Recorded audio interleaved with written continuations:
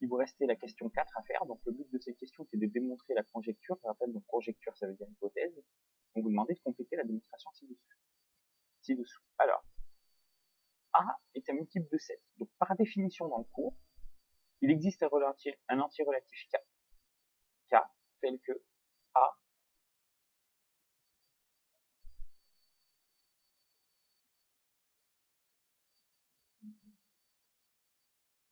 Ouais, c'est ça.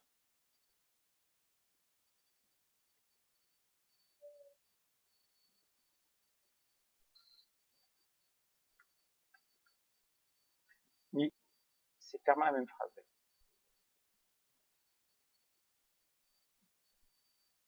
A égale.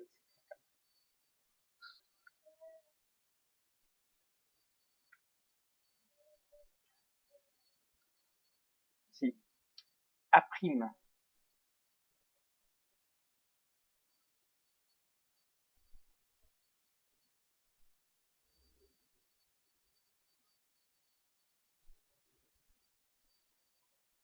A prime est un multiple de 7, alors il existe un entier relatif K prime tel que A prime s'écrive 7 fois K prime.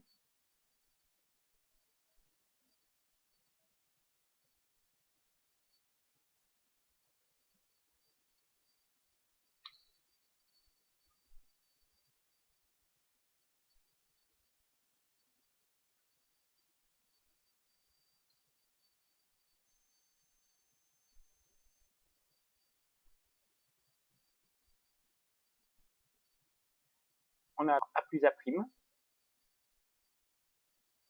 c'est donc,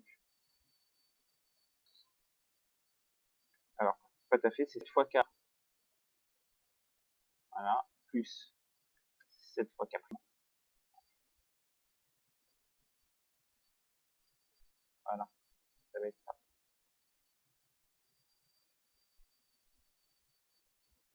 Donc c'est 7 fois K plus 7 fois K prime, c'est-à-dire 7 fois, comme je le dire, 7 fois K plus K prime.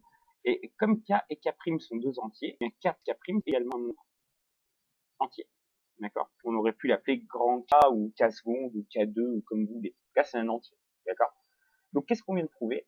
On vient de prouver que si A était un multiple de 7 et que A' est un multiple de 7, eh bien, comme K plus K' est un entier, A plus A' il s'écrit 7 fois un entier. Donc, on a bien prouvé que A plus A' était un multiple de 7.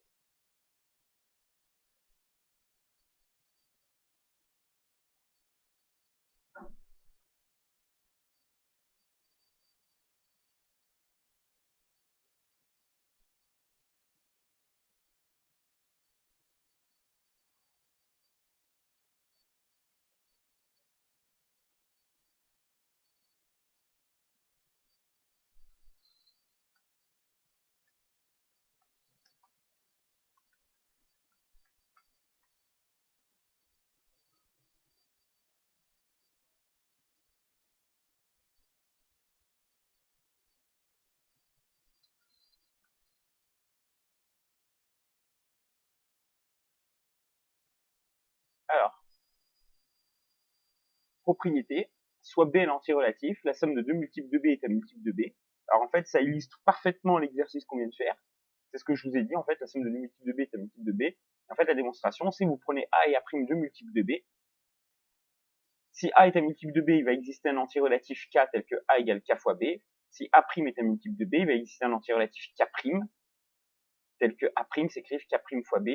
Dès lors, A plus A' va s'écrire K fois B plus K' fois B. Et si vous mettez B en facteur, ça fait donc K plus K' fois B. Et K plus K' est un entier puisque c'est la somme des deux entiers. Donc vous venez bien de prouver que A plus A', s'écrivait un entier fois B, donc A plus A' est bien un multiple de B.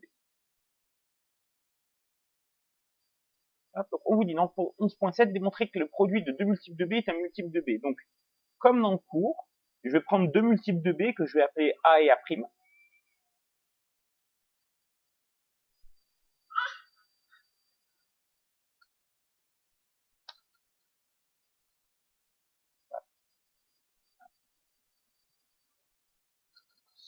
Soit prime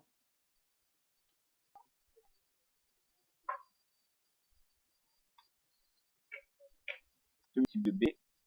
Il existe donc K et K prime, deux entiers, tels que A égale K fois B et A prime égale K prime fois B. Dès lors, est-ce que vous êtes d'accord pour dire que A prime, c'est égal à K fois B fois K prime fois B, ce qui est égal à B fois, et là je vais mettre des parenthèses artificielles parce qu'elles sont pas utiles, mais c'est pour vous montrer que je vais isoler un B par rapport au reste, d'accord? C'est B fois K prime fois B.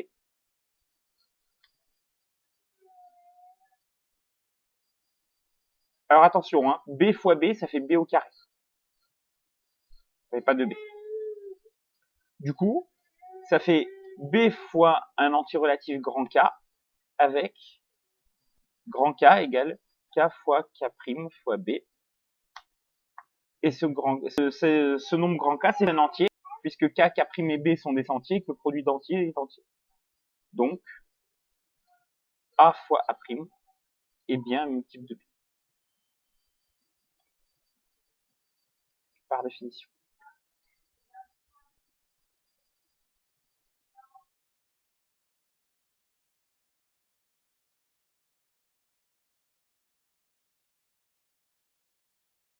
Donc, dans le 11.8, on considère le programme suivant où A et B sont deux entiers relatifs, donc on définit mystère de AB. If A pourcentage B égale 0, on vous explique que A pourcentage B signifie le reste de la division euclidienne de A par B, et là je vous demandais s'il y en a qui ont besoin de rappel autour de la division euclidienne. Non, c'est bon? Eh bien, si le reste de la division euclidienne de A par B vaut 0, on renvoie true, sinon on renvoie false. D'accord? On rappelle que le reste de la division euclidienne de 17 par 5, c'est 2, parce que 17, c'est 17 divisé par 5. Hein. En 17, vous avez combien de fois 5? Vous avez 3 fois 5, il vous reste 2, donc 17, c'est écrit 3 fois 5 plus 2. Ou que le reste de la division euclidienne de 12 par 2, c'est 0, parce que 12, c'est 6 fois 2 plus 0. On vous dit, premièrement, expliquez le résultat suivant. On vous dit mystère de 24,6, et ça renvoie true. Alors pourquoi mystère de 24,6 renvoie true? Pour la simple et bonne raison que quand vous divisez 24 par 6, 24 divisé par 6, ça fait 4. Il reste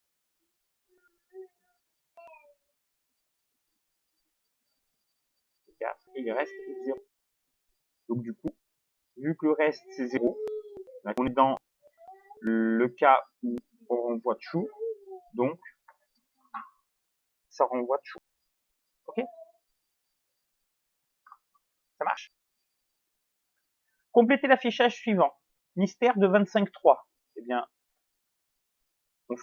on fait la division euclidienne de 25 par 3. En 25, j'ai 8 fois 3, il reste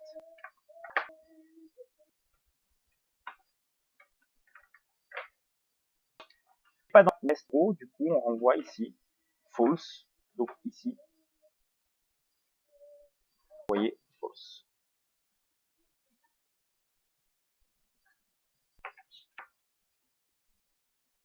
Quel est le rôle de cet algorithme? Exactement. Alors c'est un programme, hein, on a mis l'algorithme. Ce programme permet de vérifier si le nom A entré en paramètre est récupérable.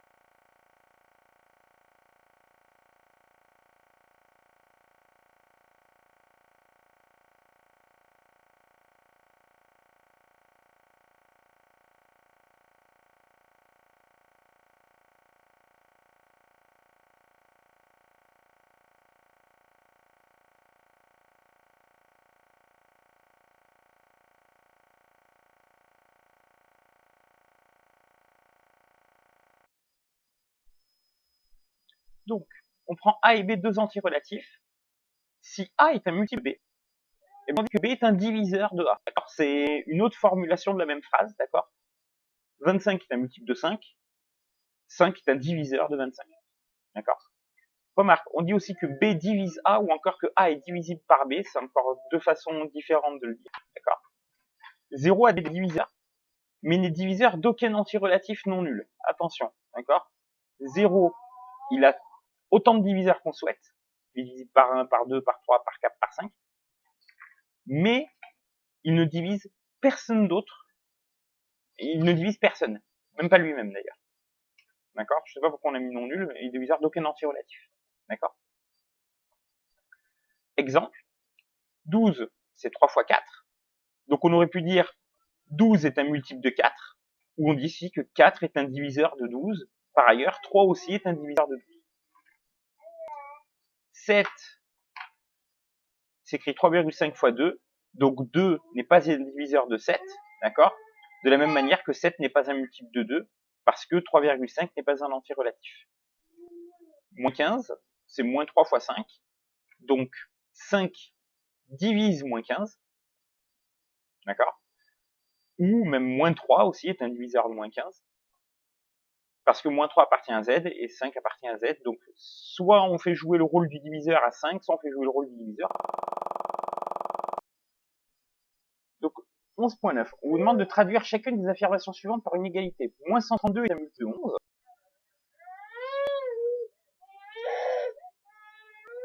C'est pas très compliqué.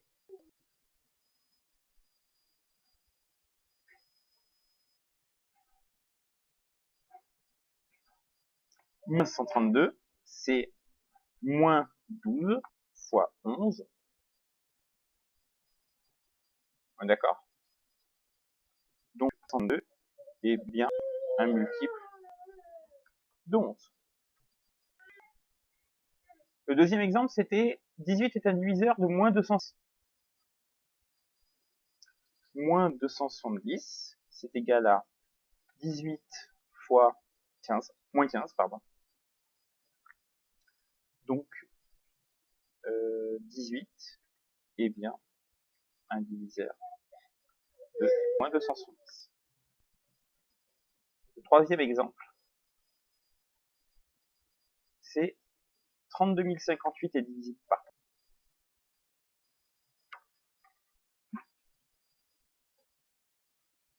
3.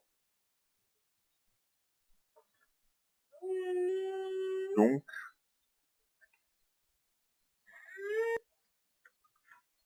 58 est divisible par 3.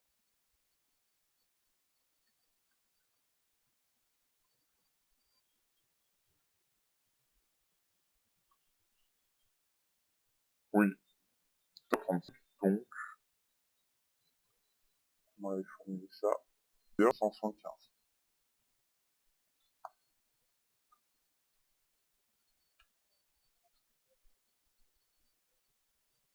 Oui, ça marche aussi. Dire qu'à chaque fois, quand on fait la division euclidienne, il reste 0, ce qui prouve que, oui, ça marche aussi. Pas de souci.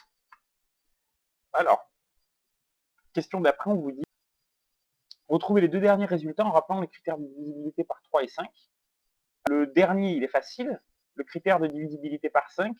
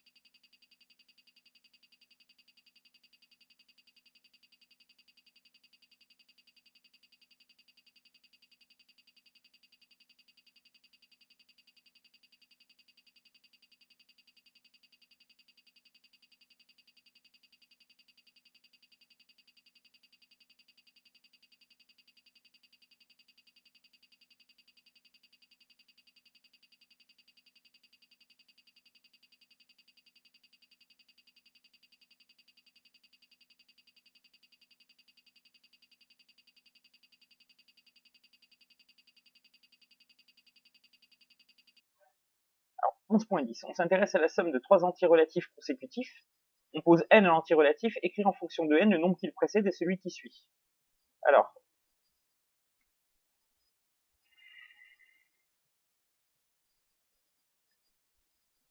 n appartient à z.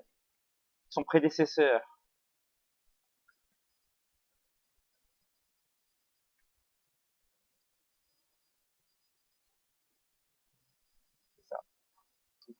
s'écrit n-1 et son successeur n plus 1.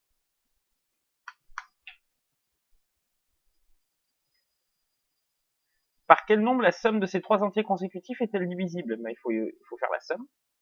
Eh bien, n-1 plus n plus 1, c'est égal à 3n, est divisible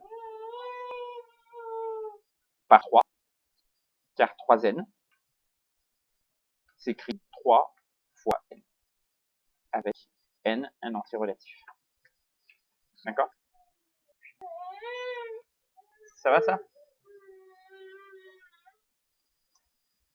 Question 3. Énoncer une propriété traduisant ce résultat. Ce qu'on vient de démontrer, en fait, c'est que la somme de trois entiers consécutifs quelconques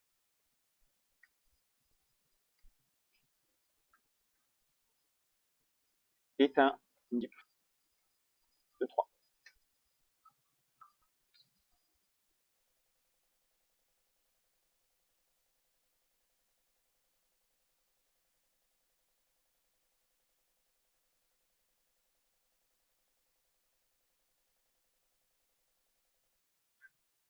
On va parler du coup de nombres entiers spécifiques, puisqu'on va parler des nombres pairs et des nombres premiers. Les nombres premiers que vous connaissez déjà, pairs et impairs, vous les connaissez, vous savez ce que c'est. Donc on va juste formaliser en fait, d'accord, mathématiquement, ce que c'est qu'un nombre pair et un nombre impair. Et un nombre impair. Donc on va parler déjà des nombres pairs et des nombres impairs. Donc on prend un entier relatif. On dit que A est pair s'il existe un entier relatif K tel que A s'écrive 2 fois K, c'est-à-dire en grosso modo A est un nombre pair si il est divisible par 2. D'accord? C'est quand le nombre est divisible par 2 ou s'il est multiple de 2. Hein. Quand il est multiple de 2, on peut écrire ça. D'accord? Dans le cas 2 divise bien A, donc un nombre pair est bien divisible par 2. Et un nombre impair, c'est un nombre qui va s'écrire. Un nombre A est impair s'il existe un entier relatif K tel que A s'écrive 2K plus 1, c'est-à-dire que quand vous faites le reste de la division euclidienne de A par 2, il vous reste 1. D'accord? Un nombre pair, c'est un nombre qui, quand vous le divisez par 2, son reste c'est 0. Et un nombre impair, c'est quand vous faites la division par impair, lance la division par 2, c'est 1. Alors, quelques exemples. 24 est pair. 24 c'est 2 fois 12, et 12 il appartient à n, d'accord, même à z en fait, parce que on n'est pas obligé d'avoir n, hein, ça peut être un nombre entier relatif. Moins c'est moins 14 plus 1, donc c'est 2 fois moins 7 plus 1, et moins 7 il appartient à z d'ailleurs, là il y a une erreur, d'accord, moins 7 il appartient à z. Remarque, type de 2, autrement dit un nombre pair s'il est divisible par 2, d'accord. Et un nombre est impair s'il n'est